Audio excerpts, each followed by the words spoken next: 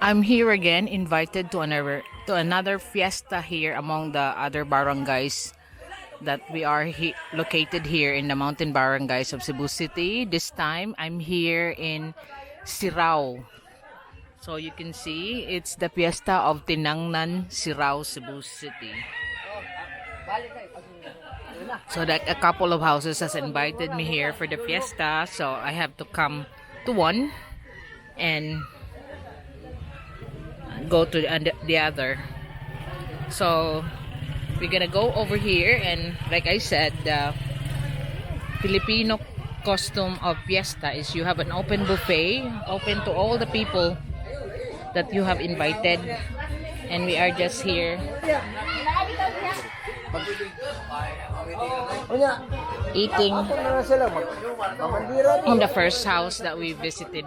And this is the host, because the Filipinos like to have a feast during fiestas, like a Thanksgiving for the harvest of each year.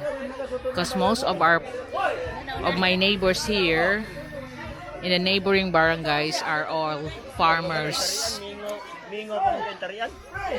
So after here, I'm gonna go up that bamboo steps where the bamboo tree is, and then go up to the next house that you can see up there for the second house that invited us. So we will be there soon, because otherwise they get funny if you don't come and you only come in one house that invited you. They will be funny. So this is like, you can see the open buffet, people coming in.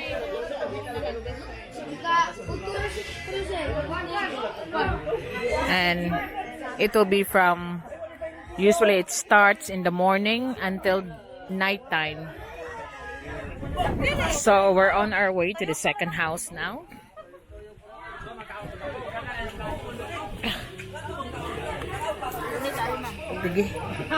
I'm gonna have to hold on to the bamboos.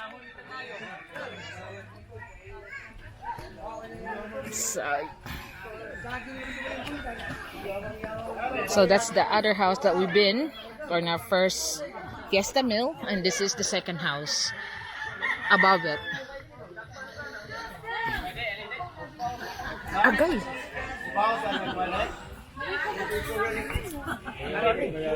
Hello. Lagi? Agi-unsa naman na? Kato mamo? Lilingkod sa tali. Ada manglingkod na.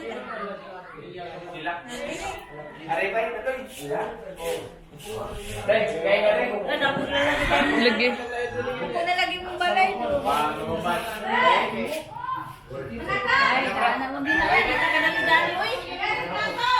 So this is the second house.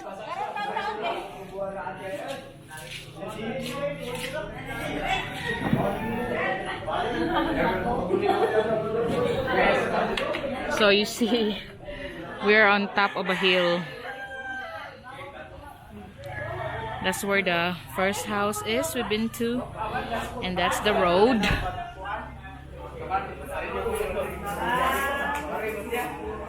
So most of their product here are bamboos on this area, tinangahan. They're like where you buy the raw bamboos. They got loads of bamboos going up the hills here.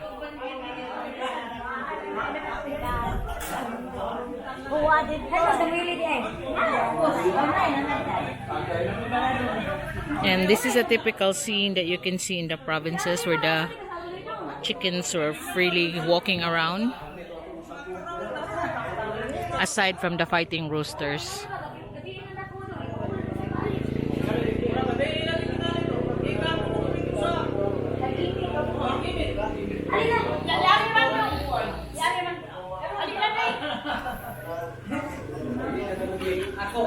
Nakaw na sa